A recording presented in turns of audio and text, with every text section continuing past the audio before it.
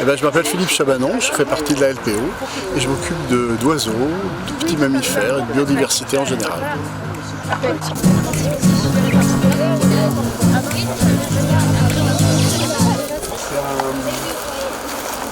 C'est un rapace courant dans notre région, hein, on en voit souvent.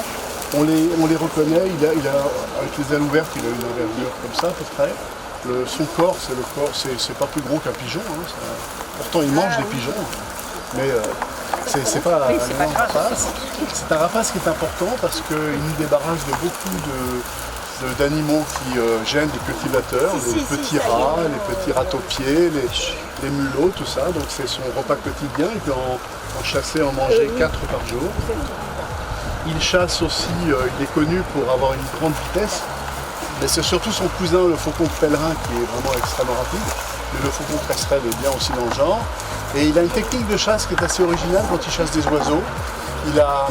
S'il y a un pigeon qui vole, par exemple, il va se mettre derrière, il va se mettre sur le dos, comme la patrouille de France, il va passer en dessous et il va l'attaquer par le haut et il va, avec son bec crochu, lui, le tuer sur le coup.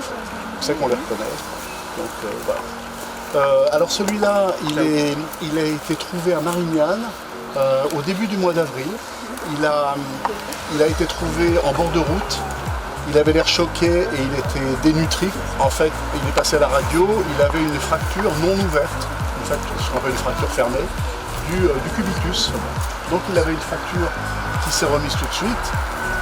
Il a bien mangé, il s'est bien entraîné dans des volières, et donc maintenant il est prêt à être relâché. C'est exactement pareil. Attendez, je vais essayer de le prendre bien pour ne pas lui faire de mal, parce que si je le blesse au moment du relâcher, c'est un peu idiot. Et là, il a une patte qui est mal mise. Et voilà.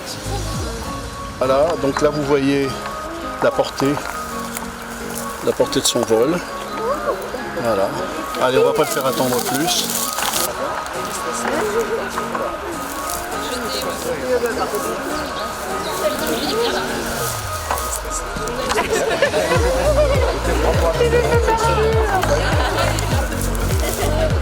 Ah, ça y est.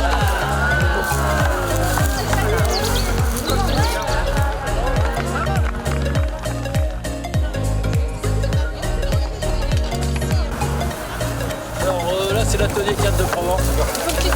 Alors Jean-Yves Gilles de l'association Alternative Vélo. Aujourd'hui on a fait avec Lydia cet atelier canne de Provence pour montrer qu'on pouvait utiliser cette ressource pour faire des palissades, on pouvait même faire des paniers, faire de l'art avec.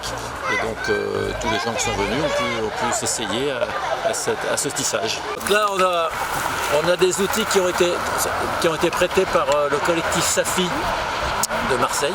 Ça s'appelle un ébrancheur. Et donc, on commence par ébrancher. On enlève les feuilles aussi un peu parce que ça peut pourrir. Après, on prend un opinel. Là, je suis sur un. Donc, il faut faire gaffe. Je prends en quatre comme ça. On laisse l'opinel dedans pour pouvoir engager le fendoir. Donc une fois qu'on est engagé, on pousse et ça suit le fil. Après le diclis, on va tresser. Le principe du tressage, c'est qu'on va mettre le côté vernissé sur le devant. On passe devant derrière. Alors le plus délicat, c'est de faire le tour du poteau. Hier, on les a fait tremper dans l'arc. Donc après, on tourne autour du poteau et pour que le côté vernissé revienne bien du bon côté, on la fait pivoter. Et là, on fait pareil. Voilà, donc ça fait des palissades, des plessis qui peuvent servir pour les jardins, faire de l'ombrage. Et la canne, c'est une ressource énorme dans notre région. Il y en a partout, au bord des ruisseaux, au bord des routes. Donc on peut s'en servir pour faire des tas de choses.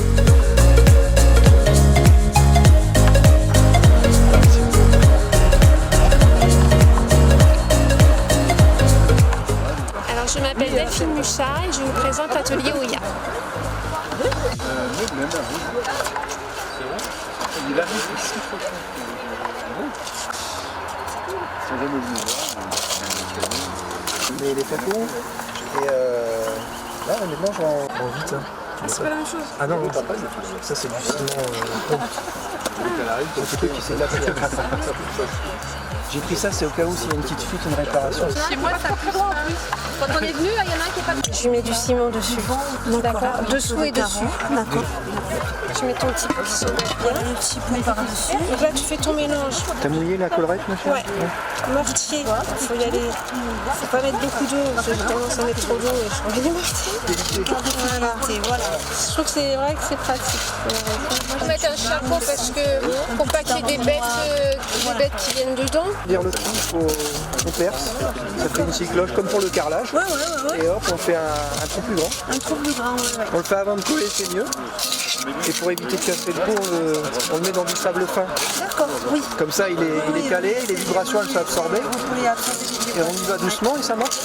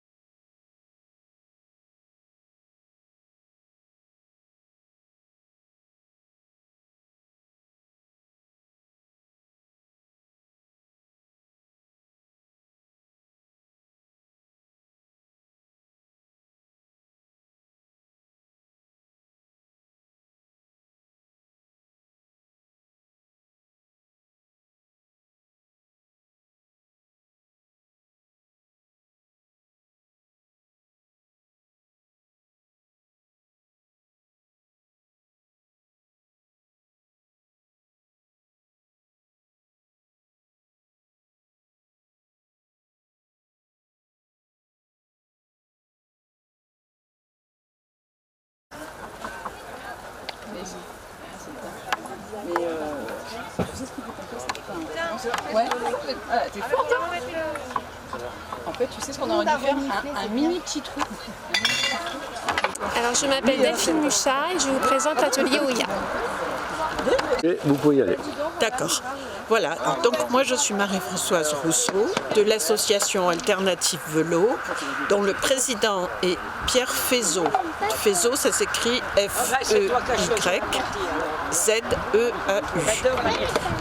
La balade a été commentée par Mireille Martin. Merci beaucoup. Allez-y. Alors, Jean-Yves Gilles de l'association Alternative Vélo. Aujourd'hui, on a fait avec Lydia cet atelier Cannes de Provence pour montrer qu'on pouvait utiliser cette ressource pour faire des palissades. On pouvait même faire des paniers, faire de l'art avec.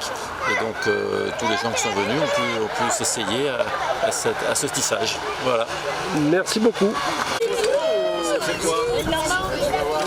Vous faites un grand sourire surtout. Voilà, ouais.